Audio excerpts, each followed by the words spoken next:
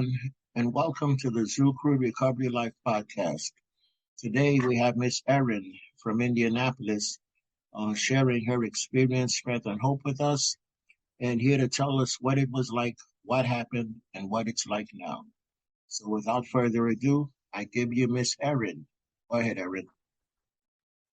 Hi, my name is Erin. I'm an alcoholic. Thanks for having me. My sobriety date is September 16th, 2012. I have a home group, I have a sponsor, I have a couple sponsees, and I also work the steps yearly in a workshop that I host. So I am just going to share what it was like, what happened, and what it's like today.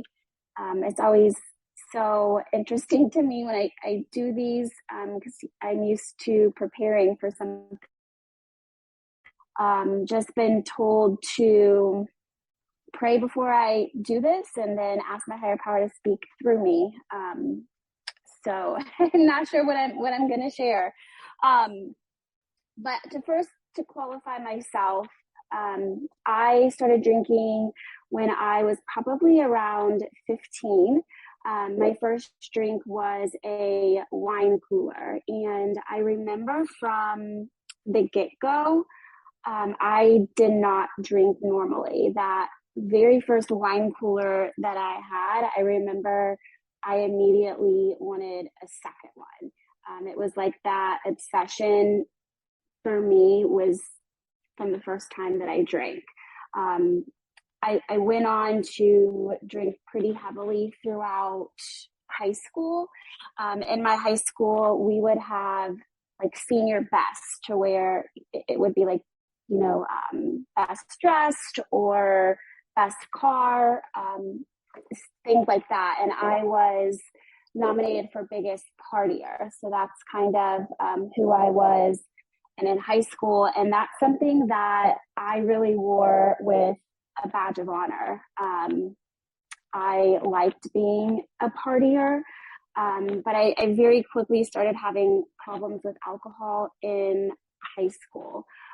It just started, having to go to the nurse's station from like the shakes and the withdrawal, about having to cover up. That's what it was. I would drink at home alone in high school. I remember a lot of times I would take baths and drink alone, and that is not normal. But back then, I did not think it was a problem. I thought I was cool for it. I had an incident in high school where I almost aspirated and died from drinking, but that really, my parents at the time tried to get me to go to a like inpatient program, and I think I went for maybe 2 or 3 times, but I wasn't not ready to get sober. I, talked my way out of it. I was good at manipulating. So I was able to get out of going to that program. So I finished high school. I went off to college, and, my drinking continued. It probably got heavier. Drugs is also a big part of my story. I want to focus on obviously the alcohol, but I do think it's kind of important to mention when I turned 18, I went to the doctor to get a prescription, and I ended up being on benzos from the time I was 18 to the time I was 26, which is something that I had gotten very addicted to, but I could function more as a drug addict. Alcohol really brought me to my knees. When I was 26, I had lived on my own, right out of high school up until 26, and I got this bright idea that I should get a roommate. I thought, I want to make sure I'm not missing out on this roommate thing. And so I got a roommate. And right before I had moved in with this roommate, I will never forget the street I was driving on, the moment that I just thought, I've got to stop these pills. you're 26, it's time to grow up, you've had your fun. And I just stopped them cold turkey, not realizing that I was addicted. And at that point, my alcoholism really went through the roof. I became a daily drinker. I was drinking in the morning when I should be going to work. I did not have a sober breath for a long time. With having this roommate, looking back in my life, that was my higher power taking care of me. The roommate that I actually moved in with had experience with alcoholism and knew to not enable me. So when things really started getting out of control, she asked me to quit drinking, and I didn't think I was an alcoholic. I had the attitude of, if you had my life, you would drink like me too. I just kind of thought I was abusing it. I did try to stop, but as if you're an alcoholic like me, you can't just quit. I tried to wean myself off of alcohol, and that's not how it works. So I eventually was kicked out of my house. At this point, I think I had wrecked drinking and driving 4 different times. I obviously had some glaring things going on in my life to show me that alcohol was a problem, but I did not see that quite yet. My family was concerned. Obviously, my roommate was as well. So I decided to go to my first AA meeting, not thinking I have a problem. This is more to kind of shut people up. And the very first meeting that I went to, I sobbed the whole way through, but I looked for the differences. People say, look for things that you have in common. But to me, I looked for the differences. I didn't look like any of these people. It was much, much older people in this meeting. And it's funny because I went back to this meeting for the first time, maybe within the last 6 months. And this meeting is not like this at all. But in my head, when I went to that first meeting, it was all of these old men straight out of jail with neck tattoos. They'd all been arrested. I had never been arrested. I did not belong, and I did not fit. When I went back to this meeting, probably about 6 months ago, it was eye-opening, and it was funny that is not what the meeting was at all. But I was, hell-bent on, trying to figure out the differences and that I didn't relate. So I went to that meeting, and I, for some reason, had this inkling that I had this thought one day that, what if I do have a problem? I don't want to look back on my life and think that I didn't try.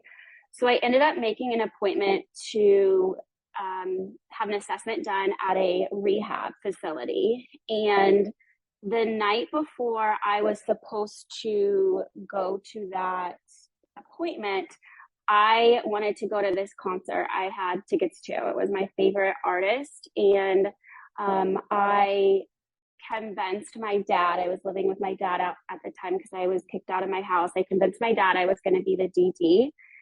But as soon as I got with the people that I was going with, I had this obsession about drinking. I didn't realize it was the obsession, and I didn't learn that until I got sober. But I didn't end up staying sober that night. I was not, even though I was the DD, I drove us there, and I ended up in the hospital that night instead of a cop arresting me, and checked into rehab the next morning. So I went from DD to rehab. And that was on September 16th, 2012. And I have not picked up a drink since then. When I was in rehab, I remember it was a few days in rehab once, the fog's kind of lifting. And I remember sitting in the women's lounge and thinking, where is the bar? And that was the first moment for me that I realized I might have a problem. I was supposed to be in rehab for 7 days, and my insurance would not, I found out less than 24 hours that my insurance wasn't going to cover that 7th day, and I had to leave within less than 24 hours. And I was hysterical. I was scared. I didn't know how to re-enter society. It was at that point I realized I had to be locked up in order to stop. And this godsend of a woman that worked there, she pulled me in a room and asked me what my plan was. And I told her my plan was to go to the gym. I was going to check out of rehab and go to the gym. I thought that was the answer. And I said I had learned my lesson. I would never drink again. And she yelled at me. And I thought, that's the right answer. But she said, you don't know if you're ever going to drink again. We can only not drink one day at a time. So she told me the next day, it was on a Friday when I was checking out, she told me Saturday to go to this meeting at 9 a.m. and to meet her sponsee there. And then on Sunday to meet her at a meeting at noon. And so because of that, I did what she said. All I knew is I didn't want to drink again. And the woman that she had me meet on Saturday ended up being my sponsor. And I got in the steps right away. When I got sober, my life fell apart. I had lost my house. I didn't have a car because of, how many times I had wrecked drinking and driving. And then I did end up losing my job, which, I think was the direct result of my drinking. So when I got sober, life didn't get good for a really long time. But I dove into the steps, and that saved my butt. I started with step 1. So step 1 is admitting that we are powerless over alcohol and that our lives had become unmanageable. So I sat down with my sponsor, and I some of the huge things for me were I wrote out a list of the worst things that I had done in my life, and looking at all of those, none of those would have ever happened if I wasn't drinking. So it was clear that, I was powerless. I also, not having a house or a car, losing my job, it was also clear that my life was unmanageable. So that first step is the step that we have to get perfect. So I got through step 1. Step 2 came to believe that a power greater than ourselves could restore us to sanity. When I was in rehab, they had the 12 steps on the wall. And I did see the word God, but I don't think that I was clear-headed enough to really put together that this was a spiritual program, that God was in here, a higher power. So thankfully, these steps weren't too scary for me because I didn't know that they were coming. With step 2, I went through and I wrote down a list of what my higher power was. I learned, I didn't know that there was a difference between spirituality and religion. So I went down and made a list of what God was to me. And up to this point, God to me was like this magic genie where you could ask for 3 wishes, where it's like, God, can I lose 5 pounds? Or God, I want that boy. But obviously those things in my life weren't working. And so then when I moved on to step 3, so step 3 is made a decision to turn our will and our lives over to the care of God as we understood him. This is where I had a spiritual experience and I created my higher power. So I made a list of, what does God look like to me? So that meant, my higher power is not punishing. My higher power is loving and accepting and non-judgmental.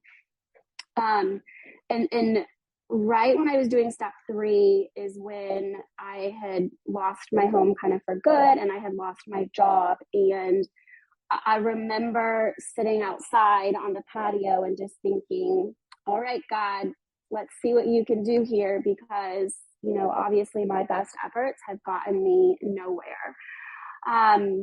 And I woke up the next morning, and I was able to find a job that would give me a letter so I could get an apartment. And this ended up being it was at a restaurant, and the restaurant owner was a previous boss of mine from years ago. So just walking into this restaurant and it being an old boss of mine, I knew at that moment that wasn't me, that was my higher power. So I was able to get a job as a waitress, and I was able to get an apartment because I then had income.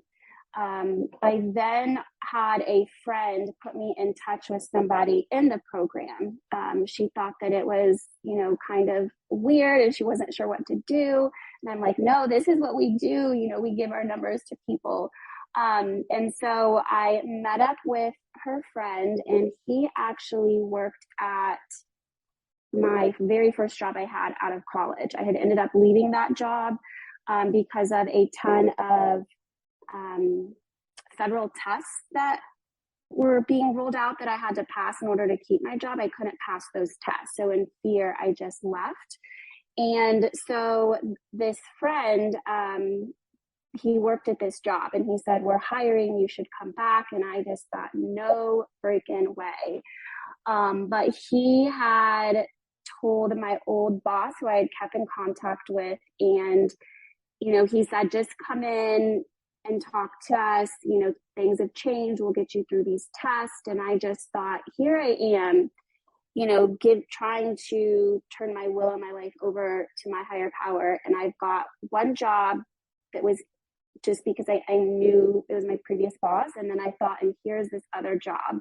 And I thought, if this is you, God, I will try this and I will get through these tests. If I try this and don't get through these tests, then that's not where I'm supposed to be. And I've passed like 12 or 13 of those tests first time in a row, which was, my sign that's where I'm supposed to be. And I still am at that job today. So that was really kind of the foundation of is having that spiritual experience and building my toolbox of the tools of the program.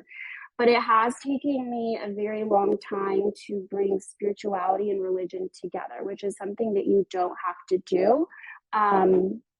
But it's just really, I think it's just really important to know that it's a spiritual program and not a religious program. So then I moved on to step 4, made a searching and fearless moral inventory of ourselves. There's a lot of talk, that this is scary and one of the harder steps. And this one really actually wasn't hard for me, but I think it's because I didn't quite understand that there was a my part section. I just thought, I'm going to make this list of all these people I can't stand and have all these resentments with. And it was kind of funny. I sat down to do it and I was like, I have like 2 people, or, I don't have anything. And I knew that probably wasn't right. But I prayed and I asked my higher power to help me in making that list. And so once I did that, it really, it just started flowing and it came out. But I did not realize that there was going to be an extra column, a my part column, where I had to figure out what my part was and all of that. So I moved on to step 5. So admitted to God, to ourselves, and another human being the exact nature of our wrongs. So something that was really important for me is my sponsor had shared some things with me that were on her 4th step. I had things on my 4th step that I had never told anybody in my whole entire life, and I was planning on taking to the grave with me. So that was very helpful. And I was in for a little bit of a surprise when I added this extra column of, my part. And in going through my part, there were several reoccurring themes, but one of the biggest themes is my sponsor had me write NFB next to a lot of them. And that NFB stood for none of my fucking business. And so once I got through all of my fifth step, realizing, that I have a part in all of this. And the other thing that I think is important is because, I had this victim mentality of, if you had my life, you would drink like this too. So I do have a lot of trauma. And so, there was some trauma on there and some things that I just could not fathom, how in the world do I have a part in this? Unfortunately, a lot of women that I've worked with over the years have dealt with sexual harassment, have dealt with rape. And I was raped. That was on my list. And so coming up to that, it was like, how do I have a part in that? And what I learned is my only part in that was allowing that to still have power over me. And so the same with a lot of my trauma. And that was very eye-opening. But once I got through the fifth step, I didn't feel good. I thought I would feel better, but I felt like I just went and like word vomited all of my secrets and figured out how I had contributed to all of my resentments. And then I just kind of sat in it. So it was important to keep moving and move on to step 6, which is we're entirely ready to have God remove all of these defects of character. So I went through and made a list of all of my character defects. And this step 6 and 7 have been very life-changing for my recovery. I went and made a list of my character defects and really kind of figured out, which were the ones that were causing me the most harm. And what I've learned is with my character defects, those defects I had, whether it was when I was a child or different times in my life, I had to have that. And as a survival technique, it worked for me at one point, but then it's no longer serving me today. So when I moved on to step 7, humbly asked him to remove our shortcomings. I just started focusing on the ones that caused myself the most harm. And it's still crazy to me to look back. My dad and I always have this joke. He says that I always called him wigging out. And I think I had been sober for about a year. And he was like, you don't call me wigging out anymore. And I just had somebody over the last 2 weeks say to me, you're a very calm person. And I still sometimes am just like, who are you talking to? And so to see how, asking my higher power to remove my character defects, still sometimes I'm amazed of who I am today. And I don't know if some of these characteristics that I have today, I will ever get used to having. I don't want to forget what it was like. So I'm grateful that I have that kind of first thought when somebody says something like I'm calm and I don't wig out, to have that first thought of, that was me for so long, because I don't want to forget what it was like. I don't ever want to go back to that life. So then step 8, made a list of all persons we had harmed and became willing to make amends to them all. This one definitely gave me anxiety. There was one thing in particular, but a couple things that I was never going to tell anybody, or I was never going to admit. So me thinking about telling this person what I did and making amends for it was very daunting, but it was important that my sponsor just kept reminding me, and just making a list was step 8, not doing anything. I'm just simply making a list of it. So moving on to step 9, nature recommends to such people wherever possible, except when to do so would injure them or others. I think the reason, I remember I was sitting in a Kroger parking lot talking to my sponsor, and I said, when does life get better? I don't know how many months I had sober at this time, maybe around 6 months. But it was like, when is life going to get better? And she said to me that her experience was, once she did step 9, life started to get better. So I went and I made my amends today, and I'll tell you, when you do your amends the first time, I was like, I don't ever want to do that again. So, it talks about in the book, pausing, having that restraint of pen and tongue. And step 9 has really helped me pause and have that restraint of pen and tongue today, because I do not want to make amends. I do not like doing that. So moving on to step 10, continue to take personal inventory, and when we were wrong, promptly admitted it. This looks like for me is I do, a daily inventory, of what could I have done better today. I think it's also very important to look at the things that you did well too, not just, beating yourself up. But then I also do, the book talks about a yearly house cleaning. I do a workshop every year. I've done a workshop every year, but I think 1 or 2 years. And I recently started a women's virtual workshop that I host yearly. So I go in and, take personal inventory at least yearly. I try to do it on a daily basis and just kind of spot check, throughout the day, when things come up. And this is really important for me, because these are the things that I drink over. One of the other things that I did in step 1 is I made a list of the 10 things that I obsessed about most, and those were all of the things that I drink over. So I know with step 9, I have to continue to do this inventory so that I don't have these things that I obsess over and end up drinking over. So step 11 then sought through prayer and meditation to improve our conscious contact with God as we understood him, praying only for knowledge of his will for us and the power to carry that out.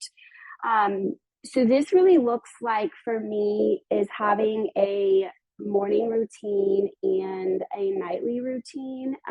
This definitely, has evolved over the years. And I remember specifically when COVID hit, I started working from home. And it was a good while, months before it had dawned on me that I wasn't doing my daily inventory, and that, my morning routine was looking different, because all of a sudden, our lives just up and changed, and I wasn't used to being at home all the time. And I can see during that period where my sobriety had lacked. And so, I have to stay diligent on those things, because life is going to change, and figure out, my program has to come first, or I don't have anything else in my life. So figuring out how to change to make sure I always have, that daily routine, because every single morning I have to wake up and do steps 1, 2, and 3. I have to admit that I am an alcoholic, and that I am powerless, and my life is unmanageable, and that I can't do this on my own, and I have to ask my higher power to help me. My higher power has definitely evolved over sobriety. At the beginning, it was very basic. It's, I say God a lot. Sometimes it's God in the sky. Sometimes it's the universe. Sometimes it's nature.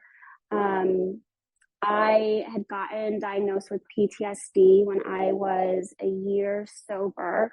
And I met with a woman. One of the other things that I love about this program is my sponsor didn't have experience with PTSD. And so instead of speaking on that, since it's something she didn't know, we found somebody in the program that did have that experience, and she was instrumental in helping me get through that period in my life.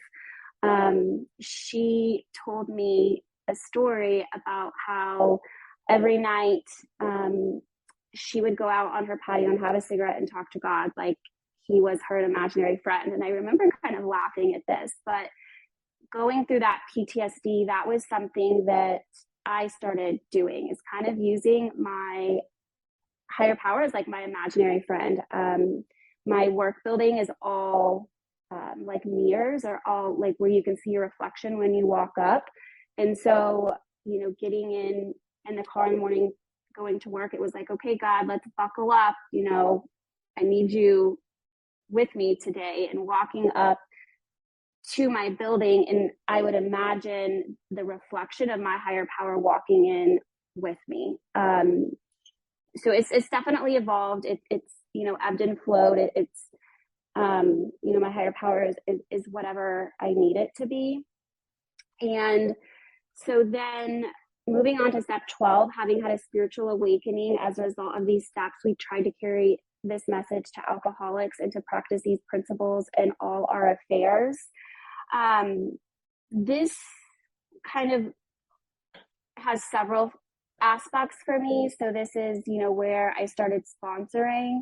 Sponsoring is something that is very important. The longer that you stay sober, it'll be 10 years next month.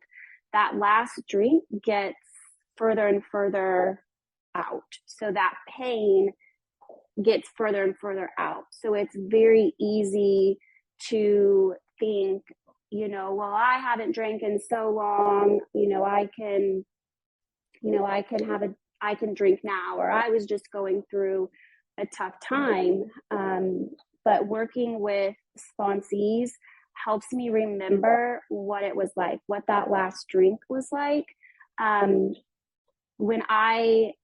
At the end of my drinking, I had completely lost who I was. I couldn't even look at myself in the mirror. I had this soul sickness, and I can't forget that because my brain wants me to forget that, and that makes it too easy for me to pick up. This also, step 12 is, being of service. It's almost like every time I talk to my sponsor, she says, what have you done today to be of service to somebody else? Life has not been easy, but when life is difficult, it allows me to be of service and get out of my head, and doing something for somebody else and not having a motivation behind it, or doing something for somebody else and doing it with the intentions of not getting found out or caught. And that has enriched my life so much. I'm a useful member of society today. I contribute to life, which are things that I didn't have before. But then something else that's been important with step 12 is when it talks about practice these principles in all of your affairs. Before I got sober, depending on who you were, is you had a different version of me. Today, I am the same person, whether you're my friend, you're a family member, you're my employer, and I practice these principles in all my affairs. It has given me a design for living, which I remember first coming in and I'd hear people introduce themselves and they'd say, I'm so-and-so and I'm a grateful alcoholic. And I thought, what in the world is wrong with that person? But I get that today. I am incredibly grateful to be an alcoholic because I have the big book that gives me a design for living. I know how to deal with life today. And I don't have to pick up over that. So as far as, what it's like today, the drink for me was removed at 30 days. I think it was probably 2 weeks in to sobriety. I was heading back to work, and my sponsor said, and I hadn't been on steps 2 or 3 yet, but she said, ask God to help you stay sober today, and ask God to be honest, open, and willing.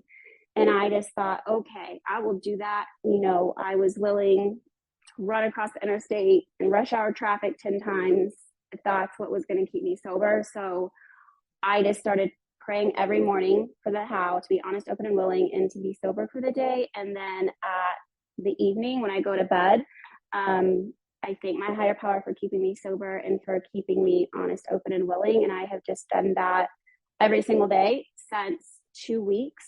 And on that my 30 days, I wanted to drink so bad. It wouldn't, the thought just was there all day long. I was in tears.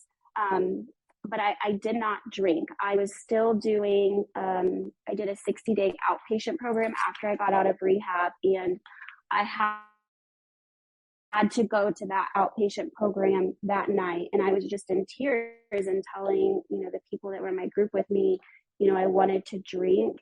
And this woman that was in the program, the outpatient program with me, she said, I know you're not going to drink because you're coming to us and telling us that. She had, I think, 2 years of sobriety, if I remember correctly, and she had relapsed. And she said where she went wrong is she had those thoughts and didn't tell anybody. Secrets kill us. Secrets make us sick. So it's also been very instrumental in the first couple months. I also remember telling my dad that I wanted to drink, and it felt wrong to say that. How dare I want to drink after all of these things that I had done? But that is why I'm an alcoholic. That is a symptom of alcoholism. And once I finally said that, I think to somebody that wasn't in AA and somebody that I had put through so much pain, and there was no judging or shaming or getting mad at me for that, that was a huge thing that helped me be honest that it's okay if I get the feeling that I want to drink, because if I didn't, I wouldn't be an alcoholic. But since that 30 days, that obsession has been removed. I think I mentioned, earlier, my life did not get better for a very, very long time. I got sober and I lost everything. And then my second year of sobriety, I was diagnosed with PTSD. So that whole year was spent on, healing from that. And then year 3, my mom had gotten diagnosed with cancer. We got her into remission, but then the cancer came back within, I think, a couple months. And so life, I didn't have, life just was still very hard for a very long time, but it at least was better enough that I didn't want to drink. I didn't want to go back to that soul sickness that I couldn't look in the mirror, or waking up in panic every morning. When I turned 30, that was in a very emotional year. I didn't see a future when I was drinking. I didn't see that I would live to be 30. So to hit 30, when I was 30, I bought a house, I got a dog, and life finally, got really good then. Somebody had told me early on in sobriety that we can do anything that anybody else can do as long as we are spiritually fit. And I clung on to that, because when I first got sober, I thought my life was over. And I was in that victim mentality of poor me. I don't recommend this, but I did go to the bars when I was like 60 days sober because I wanted to be able to still have fun. I've learned that I have so many hobbies today and there's so many fun things to do, and that does not equal going to a bar. But I can go to a bar today if I have a reason for being there. I just have to be spiritually fit. I have to be in the right spiritual condition. And I have been able to experience so much in sobriety. I didn't know, I love concerts, and I did not know that they actually put on a show, that it's actual entertainment. It's not just a place to go and get drunk. I've got to do traveling. Last year for my 9 years, this has probably been one of the most beautiful things I think in sobriety is I am able to sponsor someone today who I grew up with, who we grew up drinking, and I'm in Indianapolis and she lives in LA today. And I got to go out there. Her sobriety date is the 15th. Mine is the 16th. So I got to go out there and spend my 9 years with her last year. And I had never been to Vegas. I'd always had on my bucket list, I want to go and do ATVs in the desert. But I had never been to Vegas. And I think I was scared to go to Vegas because I literally didn't think I would make it out alive. And so last year I was able to get my 9 years in Vegas and not drink. I stayed at a hotel, in a casino, and did not have the thought of drinking, and was able, we went and rode these ATVs in the desert, and I'm just able to do and experience things that I didn't know was possible. I sold myself short of what sobriety was. The promises have come true. I remember at the end of my drinking, my job title was director of sales and marketing. And so I thought, like in the book where it's like, I have arrived, like that's how I felt. And I thought that it was okay for me to be drinking the way that I was. I had chased money, and that obviously wasn't making me happy. And yes, I have gotten the material things back today, but that's not my definition of success anymore. It's being able to not want to drink. It's being able to wake up and remember what I did the night before. It's having this peace and this serenity. I actually was in a car accident a little over a month ago, and I've still been recovering from it, and I've been off of work. And it because of these things that have happened in my life, that I've been able to build up this spiritual toolbox. I didn't have this financial insecurity. I was not happy having to take medical leave. But I've been experiencing serenity and being uncomfortable. Uncomfortable because I'm not working right now when I want to be. Uncomfortable because things aren't, it's life on life's terms. Life isn't, how I want it to be. But I didn't know that serenity and uncomfortable could coexist at the same time, because I was always living in that chaos mode, that wigging out mode. And so being able to go through these situations that used to baffle me and to be able to walk through them gracefully today, that's to me is what it's all about. And I'm very grateful to be an alcoholic today. That's all I have. Thank you. Right, Miss Erin, is that it? Yes, that is it. Appreciate it, Erin. Um, yes, and that was a great revelation about our part when we are 100% the victim in a situation. Totally the victim, 100% innocent.